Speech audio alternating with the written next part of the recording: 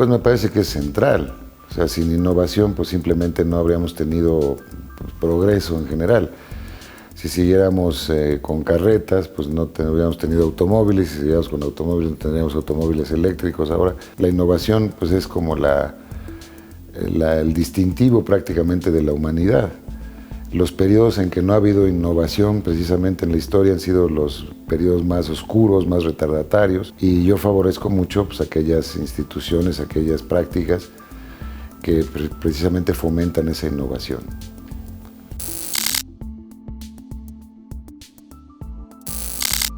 Pues van a ser totalmente distintas, creo yo, a lo que hay hoy. Probablemente ya ni carreras hay en el futuro. Es decir, no va a salir uno con un grado de arquitecto o de abogado, sino que tendrán que ser personas que tengan la capacidad de poder mirar el mundo de manera muchísimo más completa y más compleja, porque de otra manera pues no se va a entender nada por una parte, pero además tampoco va a ser uno pertinente o útil a su sociedad. Solamente aquellos que tengan la capacidad de resiliencia, la capacidad de transformación continua, van a poder tener, digamos, un futuro pues como él lo desee, ¿no? La posibilidad de construir su futuro. En ese sentido, hay muchas carreras que se van a originar, que a lo mejor todavía no lo estamos viendo, precisamente por los grandes problemas de la humanidad. Me parece que van a proliferar, por ejemplo, las carreras vinculadas al tema del cambio climático. Habrá necesidad imperiosa en los países y en el mundo en general en tener expertos y expertas en estas materias. ¿Qué hacer con la deforestación? ¿Qué hacer con la escasez de agua? ¿Qué hacer con los grandes cataclismos que estamos observando? ¿Qué hacer con desechos? ¿Cómo hacer que no tengamos desechos? Todo ese tipo de temas que son muy importantes para el cambio climático, me parece que van a generar muchas carreras. Otro asunto muy delicado en el mundo que me parece que va a generar también nuevas carreras es la cuestión de las desigualdades.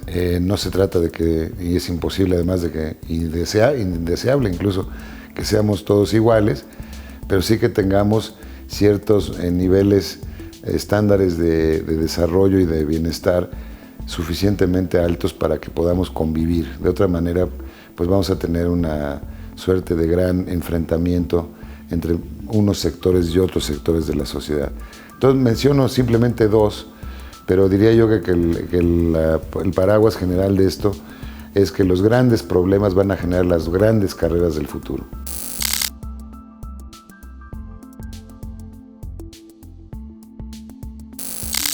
Yo hice ese planteamiento, de hecho, de que me parece que las carreras como las conocemos hoy tienen que sufrir una transformación muy relevante y que no tengamos que desde el día uno el que va para contabilidad aprenda simplemente tablas de debes y haberes y la historia de la contabilidad, en fin, no creo que vaya por ahí en el futuro. La innovación tiene que, en lo que es el currículum, digamos, universitario propiamente, tiene que ver con que se dedique, yo diría que cuando menos un año de los 4 de carrera, a la formación, y los otros 3 años a lo mejor pueden ya entrarse en la información. Es decir, sí necesita saber un ingeniero qué es un vector y qué tipo de resistencias de los materiales, etc. Pero es muy importante también que sepa qué tipo de ingeniería es la que sería idónea para el mundo, para su sociedad. Entonces, para eso tiene que tener una visión muchísimo más amplia de lo que es el mundo, de lo que es su entorno. El primer año, cuando menos, debería ser para enseñar un pensamiento más abstracto, si se quiere, que dé contexto a los jóvenes estudiantes para que puedan no solamente poder terminar con éxito su carrera, sino poder tener la capacidad de entrar en ese mundo desconocido al que vamos, entre la inteligencia artificial y otros temas. Está cambiando a una velocidad tan alta la vida social y el mundo en general y el impacto de la tecnología, que es necesario que se tenga ese tipo de entrenamiento, por decirlo así, holístico, de un conocimiento mucho más completo de lo que es la esencia humana, las necesidades del mundo, etc.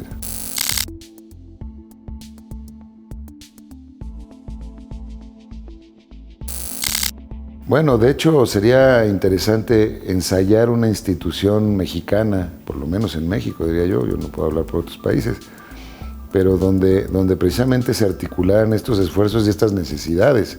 Es decir, si hubiera una suerte de matriz que pudieran vaciar, por ejemplo, el sector privado, el sector público, decir, las necesidades de talentos las estamos requiriendo en la materia arqueológica o en materia política o en materia de instituciones jurídicas. Bueno, pues probablemente entonces las universidades tendrían ya una señal muy clara de qué tipo de entrenamiento, de destrezas tienen que desarrollar en los estudiantes. Esa conexión no la veo aquí. Son muy pocos, de hecho, los países, mencionaría por ejemplo Japón, uno de ellos, en donde sí existe esta conexión. Y hay algunos ejemplos incluso nacionales, por ejemplo todo el sistema del TEC de Monterrey, este tipo de cosas que estaba muy vinculado a la industria regiomontana y tenían más ingenieros siderúrgicos, por ejemplo, que otras zonas del país, por razones evidentes de la industria de la zona, etc. Pero estos vasos comunicantes realmente están inexistentes, diría yo, en México. Y no sería malo que las universidades probablemente tomaran la iniciativa de decir, a ver, sector privado, sector público, quieres que aporte yo talento humano, pero no tenemos indicadores de su parte de qué tipo de talento es lo que requieren. ¿Requieren más dentistas o más biólogos o más arquitectos? ¿Y qué tipo de arquitectos y biólogos, verdad? Entonces sería interesante tener esos vasos comunicantes. Creo que sería muy rico, digamos, muy valioso para ambas partes, que unos recibieran las señales y que los otros tuvieran esa capacidad de poder absorber esa mano de obra, también de esos talentos que se están generando.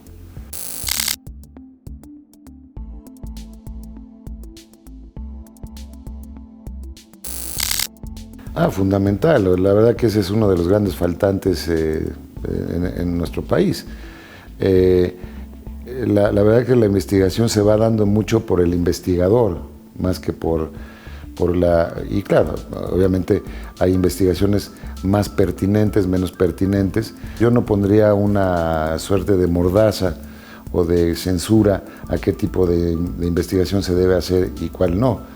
Porque además, si hubiera sido así, pues aquellos que estudiaban el átomo, por ejemplo, pues han dicho, ¿para qué estudias el átomo? ¿Qué te va a dar eso, no? Pues ya vemos hoy día, si no hubiéramos estudiado el átomo, pues todas las cosas que estaría faltando, no podríamos estar simplemente comunicándonos en este momento con nosotros o con nuestro auditorio. Entonces, cosas que parecieran como a lo mejor muy teóricas o muy desprendidas de la realidad cotidiana de los seres humanos, como es la investigación espacial, por ejemplo, ¿para qué queremos saber si hay hoyos negros? ¿De qué nos sirve? Creo que nunca sabe uno si puede servir o no para algo, pero a lo mejor simplemente ver el funcionamiento de los hoyos negros puede llevarnos a algunas prácticas en la Tierra que nos permitan hacer un nuevo descubrimiento.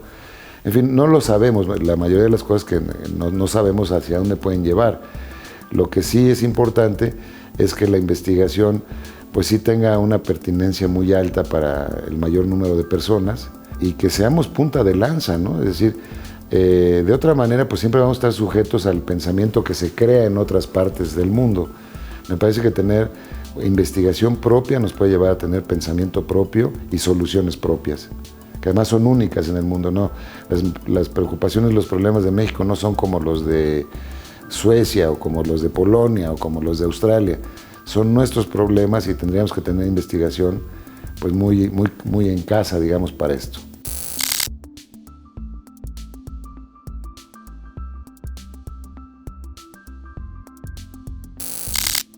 No, siempre ha sido importante y yo sé, todos lo sabemos, que por mencionar la UNAM tiene mecanismos de cooperación con muchísimos países del mundo para diversas materias.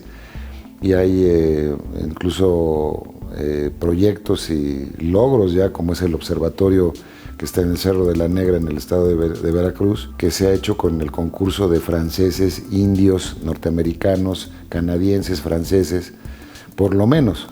Y ahí ha habido científicos mexicanos. Ese observatorio astronómico no se hubiera podido lograr si no existieran estas redes de colaboración, por mencionar un solo ejemplo.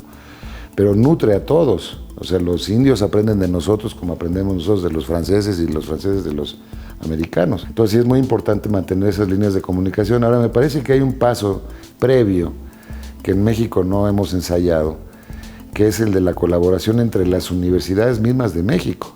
Si una universidad ya tiene un reactor atómico y hay otra universidad que no lo tiene, pero quiere hacer prácticas con el reactor, bueno, pues ahí hay una colaboración obvia, ¿no? Y así podemos extendernos por muchos otros temas. ¿O qué estás aprendiendo tú? ¿Qué te están diciendo ahora que acaba de estar el rector de la Universidad de Guadalajara? ¿Qué están viendo en Guadalajara que no se esté viendo en la Ciudad de México o en Monterrey o en Puebla? Me parece que sería muy interesante tener una especie como de centro, le llaman en los bancos un clearing house, ¿no? Sí, bueno, ¿qué está haciendo quién? Porque de repente normalmente tienen muy buena comunicación entre los investigadores, hay que decirlo. Quienes se dedican a cierta área del conocimiento saben quiénes son sus pares y van colaborando de manera natural. Pero lo podemos hacer de manera mucho más organizada, ¿no?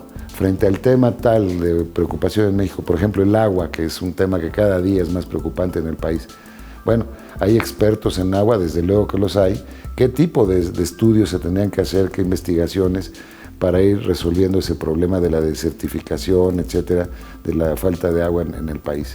Desde luego que creo que hay que hacer la colaboración que se llamara el sistema de cooperación universitaria o algo por el estilo, y que cada quien aportara su granito de arena y haríamos una gran construcción nacional que, de nuevo, terminando con el inicio de la pregunta de la parte internacional, nos ayudaría a comunicarnos mejor con el mundo, porque podríamos decir, esta es la carta de presentación de México en materia de investigación y por eso queremos colaborar con estas instituciones alemanas y no decirles a los alemanes, oigan, a ver si algún día nos juntamos a ver qué podemos hacer juntos, ¿verdad? Sino que ya llegar con una claridad, con un proyecto nacional, digamos, de investigación, que eso sería, yo creo que un paso adelante muy importante para nuestro país.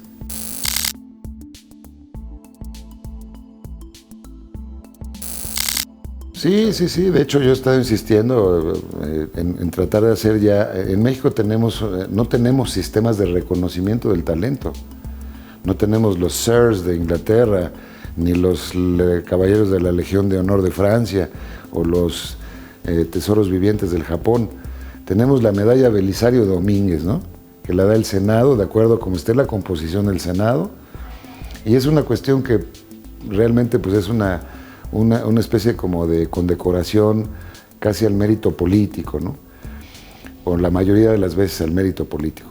Pero no tenemos este tipo de grandes, digamos, factores de reconocer la excelencia de la mexicanidad. Y hay gente haciendo vidrio soplado que puede ser un tesoro viviente de México, claro que lo es. O puede haber un poeta, o puede haber un agricultor que esté desarrollando nuevas técnicas que tengan alguna forma. ¿Cuál es el mejor tequila de México? ¿Lo sabemos? No, no lo sabemos. Que llevara el sello México el mejor tequila, ¿dicho por quién? Por los tequileros, que son los que le saben esto, ¿no? Y ese tequila tendría una especie marcaría un nivel de excelencia que obligaría a los otros tequileros a tratar de llegar a ese nivel de excelencia. Entonces, en lugar de estar en lo de la cubeta de las jaivas, donde todo el mundo trata de jalar al fondo al otro, pues estaríamos buscando más bien cómo llegar al cielo.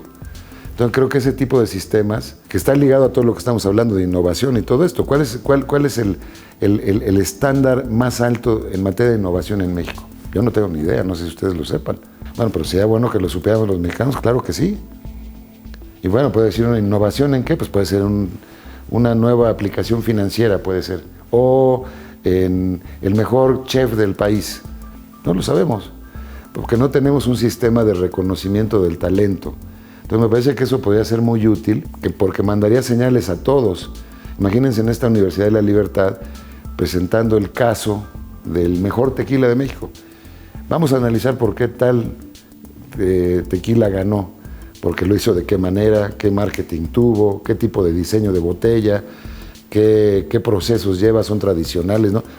Bueno, pues eso marcaría qué es la excelencia en una bebida que tiene trascendencia mundial, ¿verdad? Por mencionar un ejemplo nada más, pero podemos tenerlo en otras cosas. Entonces creo que esa suerte de sello México es algo que tarde o temprano tendremos que hacer en México y va a beneficiar muchísimo más de lo que pensamos a nuestro país.